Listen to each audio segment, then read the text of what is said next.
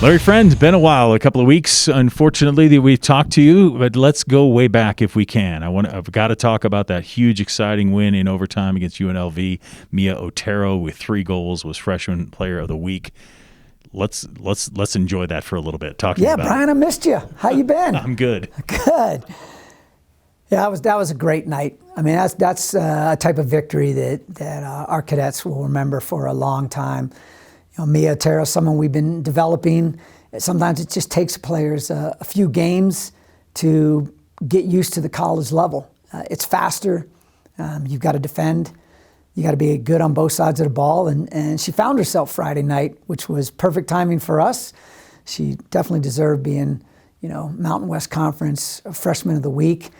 Just a fun environment. The band was out there. The cadets were great. Of course, winning the game in overtime, team floods onto the field, and then, another 150, 200 fans flood on the field, and there was just a huge kumbaya in the middle of the park, which was great. It's the best of college soccer at that moment. On Sunday, that was senior day. Let's talk about those seniors and what they've meant to your program. Senior day, we have 4 great seniors, and all 4 of them have given so much to this program. And unfortunately for the seniors, we weren't able to bounce back from Friday night. It was just too tight of a turnaround, and we just hit a collective wall. It was right around midterms academically, and the cumulative effect of academics, military, and putting that kind of energy into a game. We dug in deep. I tried to yell them through it, but you just can't coach effort. That's just something that they wanted to, but it wasn't there. But I think the seniors realized that every day this year is senior day. Every day they go in is going to be their last day or their last game against this group. And we just want to honor that through the whole season. But it was nice to recognize them, have their families out there. It sure was. And then you talk about hitting a collective wall. Was that wall still there as you went up to Wyoming and you went to CSU in your mind? Unfortunately, yes. Against Wyoming, we were just a little bit on our heels. We had a hard time getting into the speed of play. And granted, you got to adjust. Fields are different. There's a smaller field with longer grass. It started raining. I mean, there's just all the things you have to make little adjustments to. And frankly, we just didn't. We didn't make the adjustments fast enough. Faith Lee scored a beautiful goal. And that game was pretty much a coast-to-coast dribbling, but there was no team build-up in that. There was no possession play. She just grabbed the ball, dribbled 80 yards, and banged it home. And we're like, okay, well, we'll take that too. That's one way to get yourself back in the game.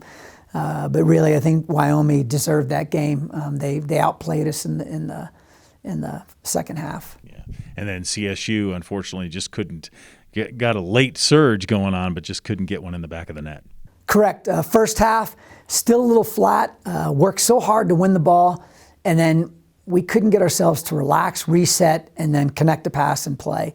So in the first half, I essentially felt like it was an even match, but they had more opportunities. So in a way, we survived that first half. And then the second half, the Falcons that beat UNLV in overtime and beat San Jose in overtime showed up, and we outshot them 14-3. We created a lot of crosses that we just couldn't get to the end to, but that gives me hope coming into this week, because if they play like that, they can run with anybody. If they play like they did against Nevada and Wyoming, they're not going to play with anybody. Right. But you have Utah State, Boise State coming in here. It starts on Thursday night against Utah State. Do you feel like your team has the jump back now? Are they past that wall? Are they ready to go? I think they are. I hope they are, because Utah State's coming, and that's a very good athletic team. They came into conference play ranked in the top 100. They have a new coach, and it seems to have a little bit of a honeymoon period where they're just playing really good soccer. They've beaten some great teams this year. We will get out there and bounce back at home, which I'm excited about. The conference is wide open. All 12 teams can still make it to the conference tournament. Everybody's beating everybody. The parity's incredible. And it's crazy. You can go from playing in 104 degrees in Nevada and then jump up and it's 60 degrees cooler up at Reno. You can go from a turf field in Reno over to a smaller field up in Wyoming to a field turf down in Colorado College. Different time zones, different altitudes, different temperatures. it's a tough conference, and right now it is just exciting to watch. It's going to come down to the wire. Yeah, it should be fun this weekend, Thursday and Sunday. Coach Friend, thanks for the time. Good luck this weekend. You bet.